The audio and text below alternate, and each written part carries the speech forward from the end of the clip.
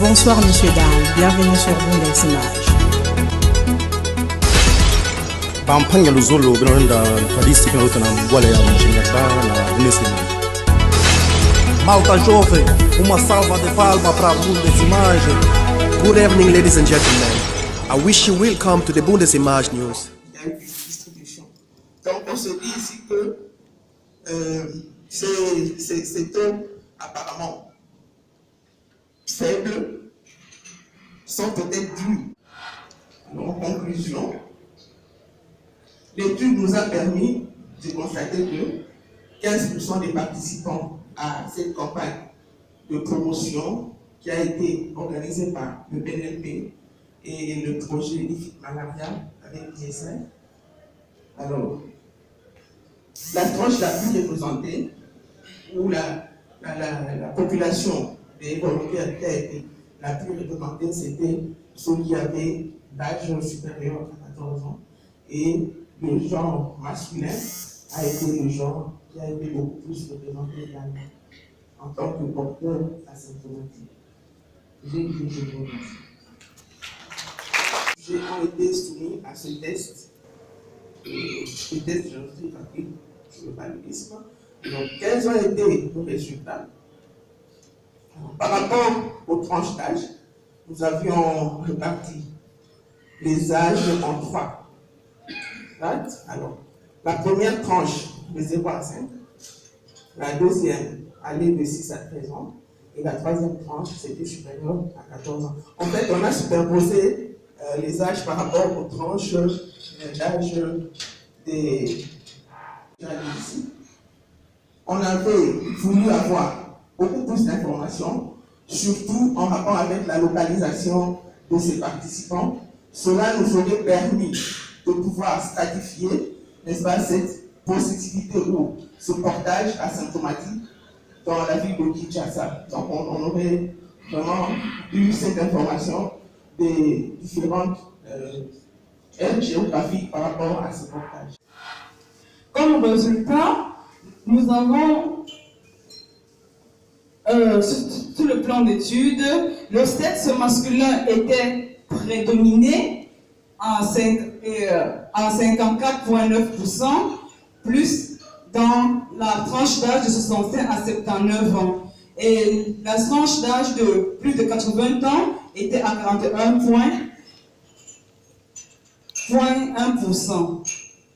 Comme signe clinique, résultat obtenu, le coma profond. Donc, ces éléments vont donc conduire à une complexité de faire une élimination dans un même pays. Lorsque vous avez un seul plan politique, pour un pays où les interventions ne sont pas homogènes, cela risque de vous conduire probablement à un échec.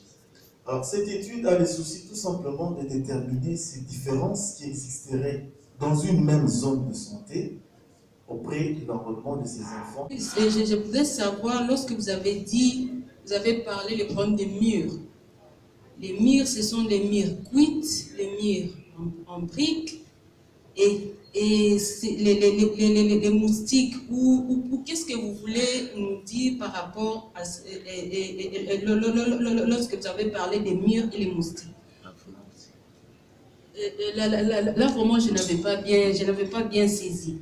Et si c'est ainsi, les murs jouent un rôle. Vous devez alors nous dire si les familles doivent alors faire quoi lorsqu'ils sont en train de construire les maisons, en tenir compte par rapport aux problèmes climatiques aussi. Merci. Lié au paludisme chez les enfants et les adolescents par l'amélioration de la prise en charge de l'autonomie. Alors, il a aussi évoqué qu'il y a plusieurs questions de recherche qui demeurent, qui nécessitent que les scientifiques puissent fouiller, aller au-delà pour pouvoir répondre afin que le PNLP puisse introduire de la meilleure façon possible cette molécule qui est très intéressante dans la réduction de la mortalité chez les enfants de moins de 5 ans. Alors là, je vous présente le résumé sur les activités.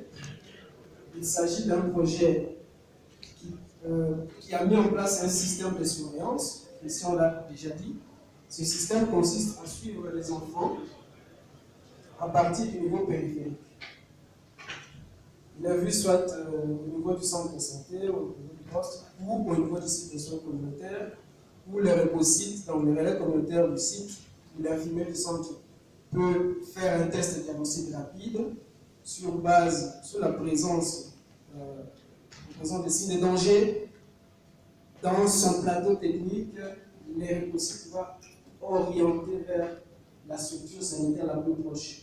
Si c'est un centre de santé qui évoque qu'il y a des complications, il va référer vers la structure de référence la plus proche. Donc, dans ce contexte, par rapport à l'étude, ici, il y a juste l'enregistrement des informations en rapport avec le cas. On va administrer le traitement conformément à la politique si tout est disponible. Ensuite, le système va suivre l'enfant au niveau de la communauté 28 jours après le premier contact avec les structures de santé. Ceci veut dire que tous les enfants... Bien de la presse. Ça fait le week-end dernier qu'on a reçu vraiment la première chose de la base de données et on est en train d'essayer de retirer les choses, mais ça va prendre, c'est clair, beaucoup plus de temps. Alors c'est tout nouveau ce que vous entendez maintenant. Et puis on aura deux intervenants qui vont parler beaucoup plus de maintenant. Jean. Avec le projet SIDEC. Et à partir de 2014 jusqu'à ce jour, nous avons, avec le Fonds mondial, d'abord commencé dans 2004, implanté 2421 avec le SSF, et puis nous avons étendu dans de nouvelles zones avec le NMF1 et NMF2, le nouveau modèle de financement. Alors, nous avons développé avec UNICEF le partenariat pour compléter les paquets. Et là, UNICEF Fonds mondial, UNICEF apporte tous les intrants pour compléter le paquet, parce que comme nous le savons, dans les guides de prise en charge au niveau communautaire, les guides exigent que les trois zones appuyées par Caramal se trouvent parmi les zones financées par le Fonds mondial. Alors nous allons vous dire qu'est-ce que nous faisons déjà dans toutes les zones de santé, y compris ces zones de santé financées par. Alors ça c'est le plan, je vais rapidement. Dans les contextes, comme nous le savons, c'est depuis 2005 que le pays adopte cette approche de site de soins communautaires. Nous disons, donc c'est avec joie, que nous avons revu certaines figures. Il y a des gens qui sont venus de très loin. Nous citons des équipes qui sont venues des États-Unis d'Amérique. Il y en a qui sont venus d'Europe, vous êtes nombreux. Il y en a qui sont venus des provinces et des universités du pays, nombreux cette fois-ci. Et par rapport à l'interne, à ce qui nous concerne, nous remercions grandement l'équipe qui est venue de Kisangani, qui a les maladies, comme je le disais il y a quelques semaines à quelqu'un qui a étudié dans mon université. Moi, je suis ancien de l'IMT d'Anvers. J'étais peiné de voir qu'au MIM de l'année passée, il y avait Liverpool et London School qui étaient au sommet.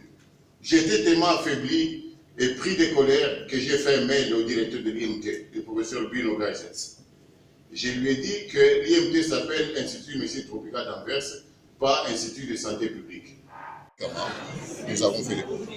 Et que par rapport à la prévention, la moustiquaire ne suffit pas à elle seule et qu'il faut que d'autres secteurs que j'ai énumérés rejoignent la lutte.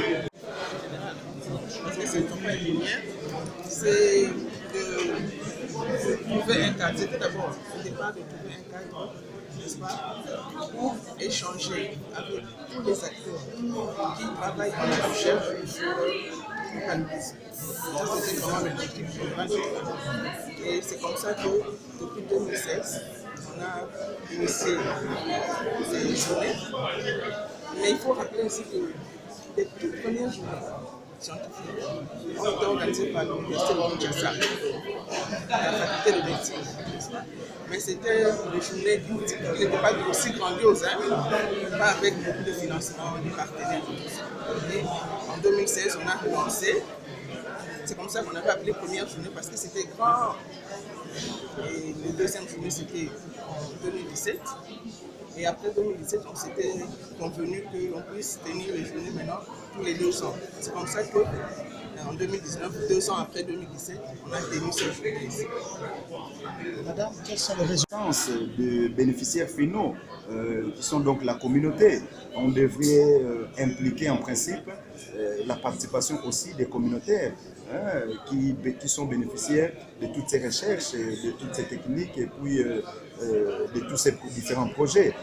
Parce qu'il est quand même intéressant de faire parler les bénéficiaires parce que très souvent dans les recherches, ce sont les scientifiques qui descendent vers la communauté. Mais une fois que nous faisons parler la communauté elle-même, je crois que là nous comprendrons le besoin fondamental même de cette communauté pour qui nous travaillons. C'est vraiment très intéressant d'échanger parce qu'il y a des collègues nationaux, beaucoup de collègues nationaux qui agissent sur tous les aspects du paludisme, des aspects moléculaires, diagnostic, traitement, prévention, intervention contre les vecteurs.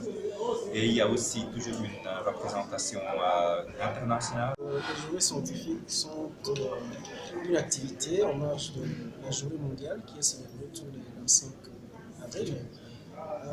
C'est en fait une partie scientifique qui doit nourrir les efforts que fournit le programme en matière de lutte contre le paludisme. Grâce à la présentation de différentes synthèses de recherche qui sont faites non seulement à travers le pays, mais plutôt dans le monde. Parce que vous avez vu qu'on a eu des gens de partout. Il s'agit en fait d'une occasion pour la crème intellectuelle de pouvoir synthétiser les différents travaux pour pouvoir aider au PNLP, le Programme national de lutte contre le paludisme, à pouvoir améliorer ces directives, améliorer la façon de gérer le programme, améliorer la façon de prendre en charge les patients. Alors, quelles sont les principales décisions qui ont été prises? Alors, ici, nous ne sommes pas encore à l'évaluation, mais ce qu'il faut dire, c'est qu'à ce stade, il y a eu plusieurs recommandations issues des différentes recherches qui ont été présentées. Maintenant, le comité d'organisation doit se réunir pour faire la synthèse, comme l'a dit le directeur, par rapport à ça. Et, pour l'instant, ça veut dire qu'il faut un engagement du leadership politique et de tous ceux qui sont engagés dans la lutte contre le paludisme pour l'instant. Bonsoir messieurs, dames, bienvenue sur Bundes Images. Bampanya Luzolo binarenda tradisi kinauta na Mgwale ya Mshingadba na Bundes Images. Malta jovem, uma salva de palmas para Bundes Images. Good evening, ladies and gentlemen. I wish you welcome to the Bundes Images News.